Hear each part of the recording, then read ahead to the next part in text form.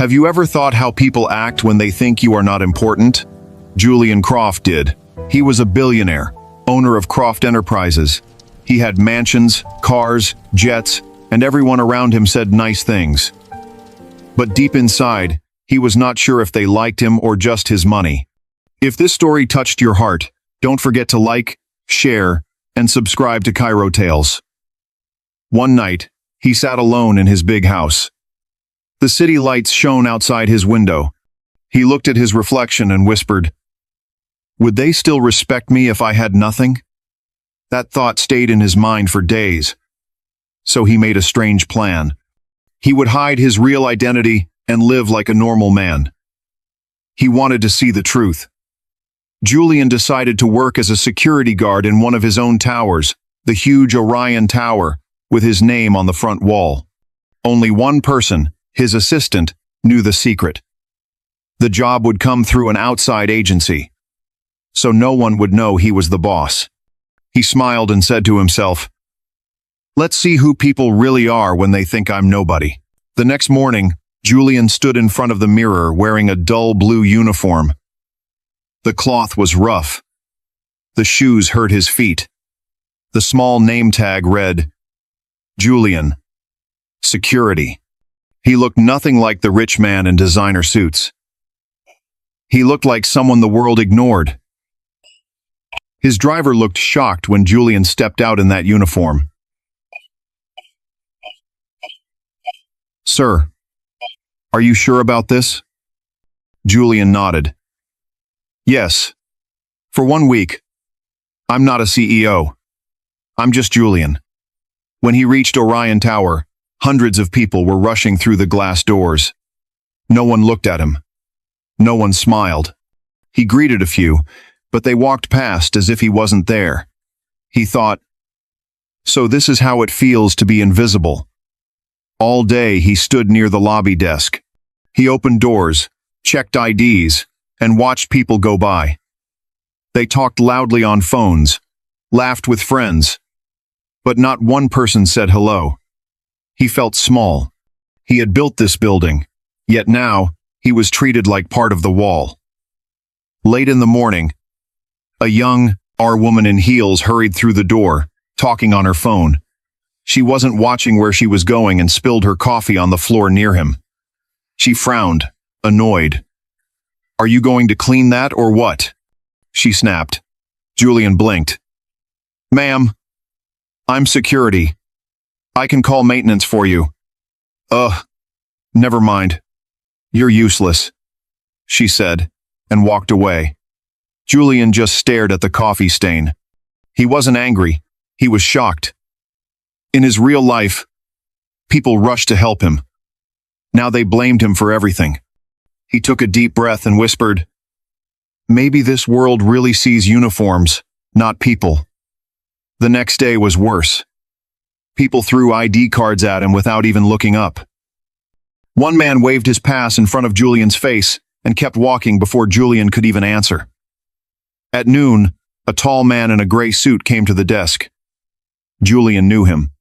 It was Marcus Thorne, a senior vice president at Croft Enterprises.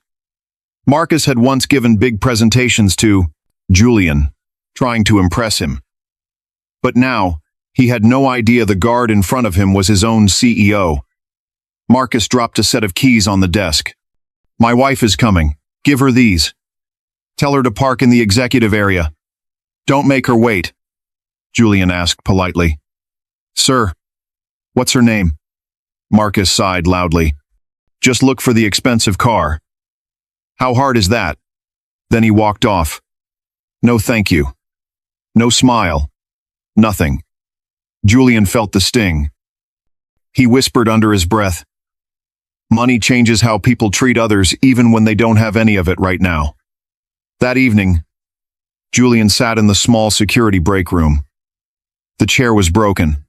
The paint was old. A tired vending machine hummed in the corner. He thought of the soft leather seats in his office and laughed sadly. "This is the real world," he said quietly. "This is how most people live every day." He met his coworker, David, a young guard. who looked bored. David said flatly, "Don't bother smiling. No one cares. We stand here. We watch doors. We go home tired. That's life." Julian nodded slowly. "Maybe, but we still matter," he said softly. David shrugged and walked away. Julian watched him go, feeling a strange sadness. He realized how many people stopped dreaming because the world stopped seeing them. By the third night, Julian had almost lost hope in people, but something small changed. At around 8 p.m., the cleaning crew entered the lobby. Among them was a woman in her 50s. She had warm brown eyes and carried a cart full of cleaning supplies. She stopped near Julian's desk and smiled kindly. "Good evening. You are new here?" Julian smiled back, surprised. "Yes, just started a few days ago." "I'm Maria," she said. "Long night, isn't it?" "Yeah," he chuckled. "Feels longer when no one talks to you." She laughed softly. "Then I will talk. A few words make the time go faster." She waved and went back to work. It was such a small thing, but Julian felt lighter. Someone finally saw him as a person. The next evening, Maria returned. She carried 2 small paper cups. "I made extra tea," she said. "You look tired." Julian smiled gratefully. "Thank you, Maria. You didn't have to. We all need a little kindness," she said simply. They talked for a while. Julian learned that Maria was raising her 2 grandchildren after her daughter passed away. She worked 2 jobs and slept only a few hours each night. Yet she never complained. Her voice was calm, her smile gentle. Julian listened quietly. In his heart, he thought, "This woman has more strength than any millionaire I know." When she left, she said softly, "Hard work makes us strong, but kindness makes us human." Those words stayed with him the whole night. He couldn't stop thinking about her. By Thursday, Julian had seen the truth. Most people treated him like air. A few were polite out of habit. Only Maria truly cared. He realized that money and respect were 2 very different things. Respect earned through fear disappears when the power is gone. But respect born from kindness lasts forever. As he stood near the door that evening, he saw Marcus again, walking proudly through the lobby. Marcus didn't even glance at him. Julian smiled to himself and thought, "He'll remember me soon enough." Friday morning, Julian woke up early. He wore the same wrinkled uniform and looked at himself in the mirror. He felt tired, but peaceful. He had found the answer he came for. He whispered, "Now I know who people really are when they think I have nothing." He didn't know the day was about to test him one last time. The gate scene. Beginning of climax. That afternoon, the young woman who spilled her coffee earlier came back. She was new in the office and her access card didn't work. She looked nervous, pressing the gate again and again. Julian stepped forward kindly. "Don't worry, miss. It happens sometimes. I'll fix it." Before he could help her, Marcus Thorne appeared behind her. He frowned, impatient. "What's going on here? Why is this gate stuck?"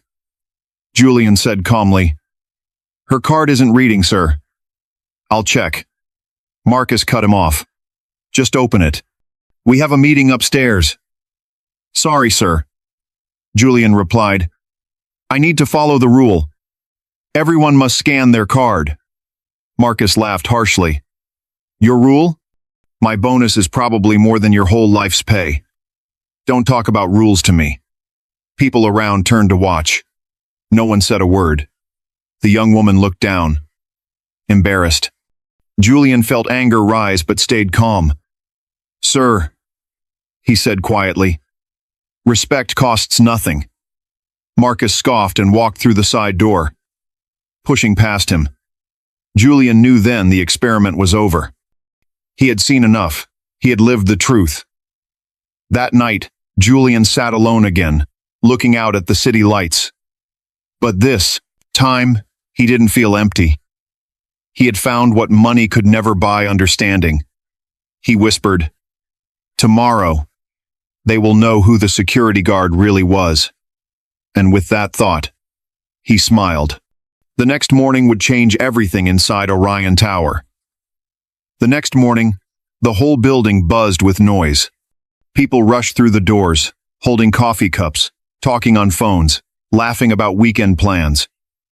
None of them knew. The man standing by the lobby desk was not just a guard. He was the one who owned the entire building. Julian stood quietly at his post, watching them. It was his last day as a security guard. His plan was almost over. But before ending it, he wanted to see a little more. He wanted to know if anyone else would show basic respect. By noon, he had his answer. Not one smile. Not one thank you. Just people walking past, talking about bonuses, deals, and lunches. The world looked busy but empty. He sighed and whispered to himself, "So much noise, but so little kindness."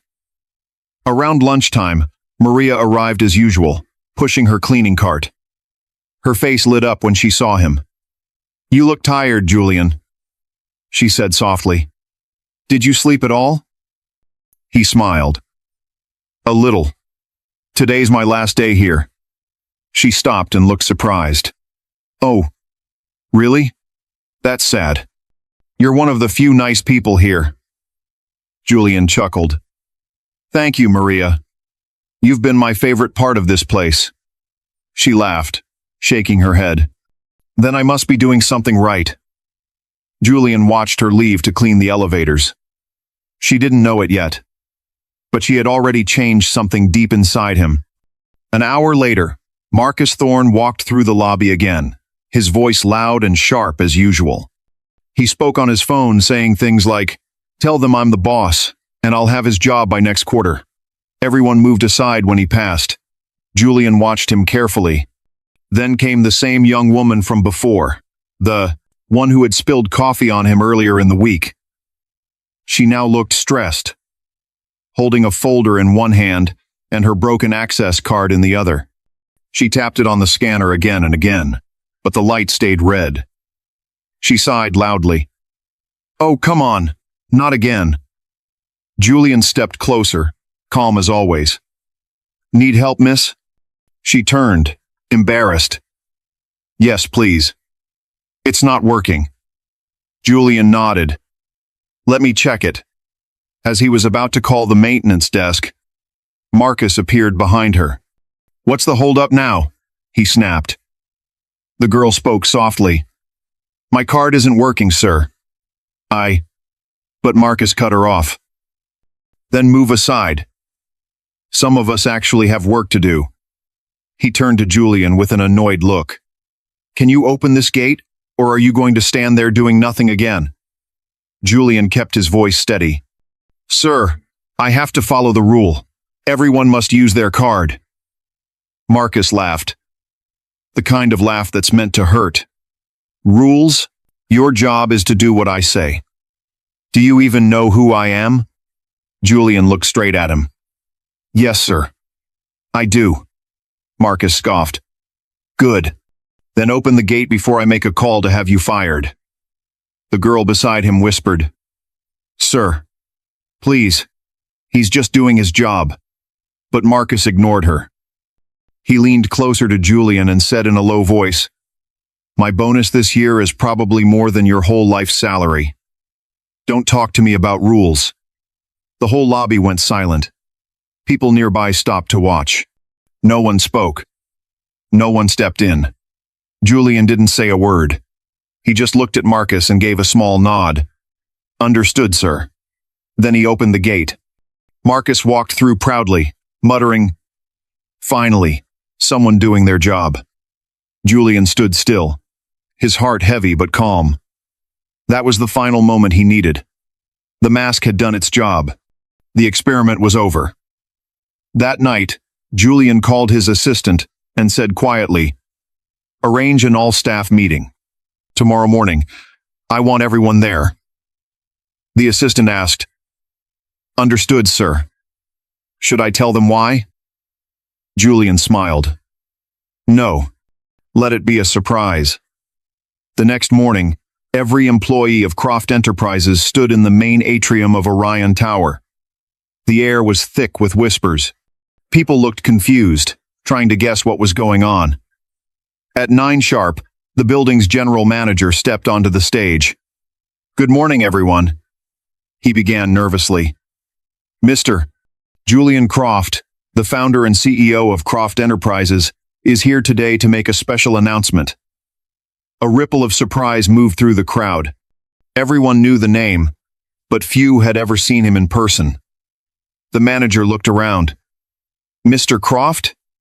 From the very back of the room, a man in a blue security uniform began to walk forward. People turned their heads.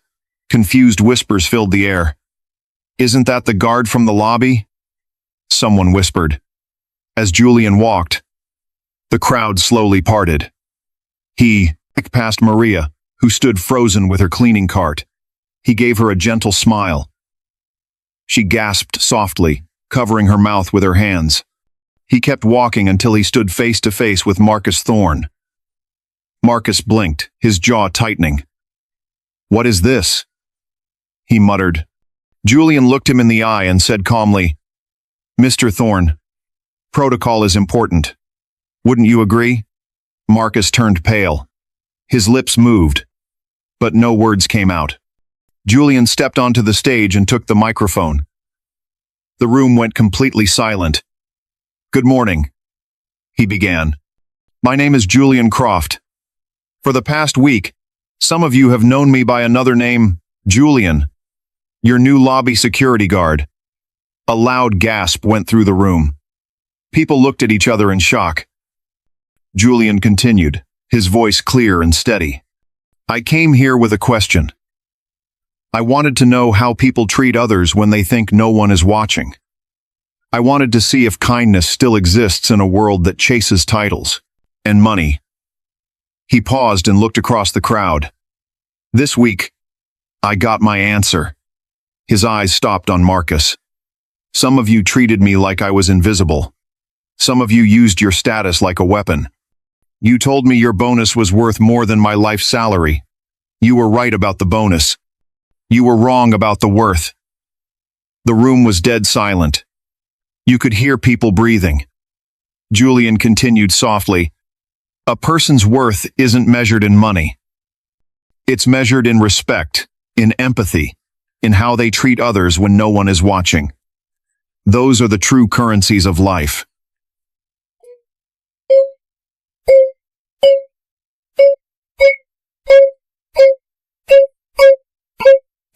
"And I must say, many of you are poor in those."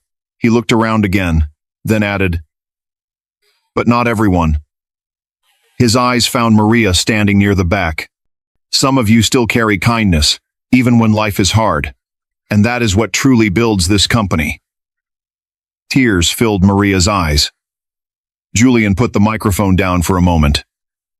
"From today," he said, "this company will have a new code of conduct. Disrespect to any worker, no matter their position, will not be tolerated." He turned to the general manager and said quietly, "Start with Mr. Thorne. Put him on leave." Marcus looked shocked, but said nothing. He slowly lowered his head. The crowd was still silent, but the silence had changed. It was heavy, thoughtful. People realized they had all seen what happened in that lobby and done nothing. Julian finished his speech with calm words. "We rise by lifting others, not by stepping on them. Never forget that." Then he stepped off the stage. People began to clap. Softly at first, then louder and louder, until the whole room was filled with applause. Maria wiped her eyes and smiled through her tears. Julian walked toward her slowly. She whispered, "Mr. Croft, I had no idea." He smiled warmly. "It's still Julian." He paused, then said gently, Maria, I heard about your grandchildren.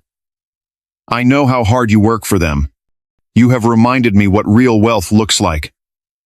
Her eyes widened. Sir, please. I didn't do anything special. Julian shook his head. You did. You saw me when no one else did. He told her about the education fund he had set up for her grandchildren, full support from school to university. He also told her he was paying off her mortgage so she could finally rest. Maria covered her face, crying softly. Thank you. I don't know what to say. Julian smiled. You already said it with your kindness. They hugged, and the moment felt pure and real. Later that day, as the crowd went back to work, everyone seemed quieter, more thoughtful. They greeted the guards, the cleaners, the receptionists. The building felt different, warmer, more human. And Julian Croft, the man who once questioned the meaning of respect, finally had his answer. True respect isn't bought. It's earned by kindness, not money.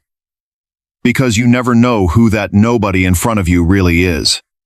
The next few days after Julian's big reveal were strange inside Orion Tower.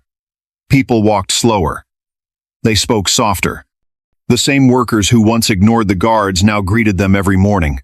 A few even stopped by the desk just to say hello. The change was small but real. Respect had started to spread, like sunlight touching every corner of the building. Julian still wore the uniform for one more day. He wanted to walk through the halls one last time, not as the CEO, but as the man who had been invisible. As he entered the lobby, David, the young guard, looked at him awkwardly. Sir, Julian, he said, stumbling over the words.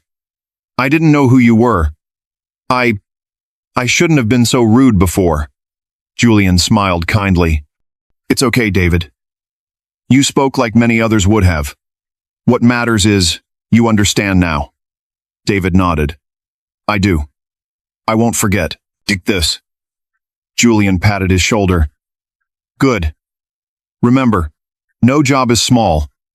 What you do here matters. He could see the respect in David's eyes now, not for the billionaire, but for the person. A few hours later, Julian went to the top floor, his old office. It had been a week since he last sat there. The view from the glass wall looked the same, but the world felt different. He stood silently, remembering how people treated him when he wore that simple uniform. All the harsh words, the empty stares, the small kindness from Maria, they all replayed in his mind. He whispered to himself. This building was full of people chasing success, but the richest one among them was cleaning the floors. He smiled. That afternoon, he called for a small meeting with the department heads. They entered the room nervously, not sure what to expect. Julian stood at the head of the table, still, in the plain uniform. I'm keeping this on for a reason, he said with a small laugh. To remind all of us who we really work for, not the shareholders, not the market, but the people who make this place run every single day. He looked around the room. From now on, there will be weekly sessions on empathy and behavior. I want this company to be known not just for profit, but for respect. One manager raised his hand. Sir, do you really think that can change the company culture? Julian nodded slowly. It already has. Change starts when one person decides to see another human being as equal. That's all it takes. The managers nodded quietly. Some looked guilty. Others inspired. Later that day, Julian visited Maria in the cafeteria. She was having tea, the same way she always did. When she saw him, she stood quickly. Mr. Croft. Julian. He laughed. Just Julian, please. She smiled shyly. I still can't believe all this happened. Everyone's been talking about you. Julian sat down beside her. And about you too. You've become a bit of a hero, you know. Maria blushed. Oh no. I only did what anyone should do. Julian shook his head gently. That's the thing, Maria. Most people don't. You reminded them what kindness looks like. He pulled out a small envelope from his coat pocket and placed it on the table. Maria looked at it, confused. What's this? It's the papers for the trust fund I promised. Your grandchildren's education all paid for. You won't have to worry anymore. Tears filled her eyes. She covered her mouth, shaking her head. I can't accept this, Julian. It's too much. Julian smiled softly. You already earned it. You gave when you had little. Now it's my turn. She reached across the table and held his hand. Thank you. You've given me hope again. Julian's voice grew gentle. You gave me the same. The next morning, word spread about the new company program. Employees were now encouraged to spend one day each month helping in other departments. Guards could shadow executives, and executives could spend a shift in service roles. At first, people laughed about it. But when they actually did it, something changed. One senior manager who had once ignored the cleaning crew said afterward, I never realized how hard this work is. I'll never treat them the same again. That was exactly what Julian wanted, not punishment, but understanding. Weeks later, Julian held a small event to celebrate Maria's 25 years with the company. The cafeteria was full. Even Marcus Thorne, who had returned after his suspension, attended quietly. When Julian called Maria to the stage, the crowd clapped loudly. Julian said, This woman reminded us that kindness doesn't depend on titles. She showed us that true success means making others feel seen. He handed her a small gold badge that read, Heart of Croft Enterprises. Maria, through tears, said softly into the microphone, I only did what my mother taught me. Treat everyone like they matter. Because they do. The room filled with applause again, louder than before. Marcus stepped forward slowly, nervous but sincere. Maria, he said quietly, I'm sorry for how I acted before. You deserve all of this, and more. Maria smiled kindly. We all make mistakes, sir. What matters is we change. Julian watched the moment with quiet pride. He knew then that this experiment had turned into something far greater than he imagined. That evening, after everyone left, Julian walked through the quiet building. The lights were dim, and his footsteps echoed in the empty lobby. He stopped near the desk where it had all started, the spot where people once ignored him. He ran his hand over the counter and smiled. This place taught me something money never could. He looked out the glass doors, watching the city lights blink in the night sky. He realized that power and wealth meant nothing if they didn't lift others. As he turned to leave, Maria appeared once more, holding 2 paper cups of tea. I thought you might still be here, she said with a warm smile. One last tea before you go? Julian laughed softly. You read my mind. They stood side by side, sipping tea in silence. The moment felt peaceful, like the world had slowed down. Maria looked up at him. Do you think people really change? Julian nodded. Yes, but it starts with one person brave enough to care. She smiled. Then you've started something good. He looked at her, eyes kind. No, Maria. We did. As Julian left the building for the night, he glanced at the uniform, folded over his arm. It wasn't just a disguise anymore. It was a reminder of humility, of kindness, of the power of being seen. He whispered to himself, respect is not something you buy. It's something you give. He stepped into his car, rolled down the window, and looked last time at the tower glowing in the distance. The city was alive, but this time, it felt warmer. Not because of wealth, but because of kindness. And that is what this story teaches us. It doesn't matter if you're a billionaire or a security guard, what matters is how you treat people. Every person you meet is fighting their own battle. A smile, a kind word, or a bit of respect can change their whole day. So next time you see someone working quietly, the cleaner, the guard, the driver, don't look through them. Look at them. See them. Because one small act of kindness can echo louder than any amount of money. If this story touched your heart, share it with someone who needs a reminder today. And remember, kindness never costs, but it always pays back.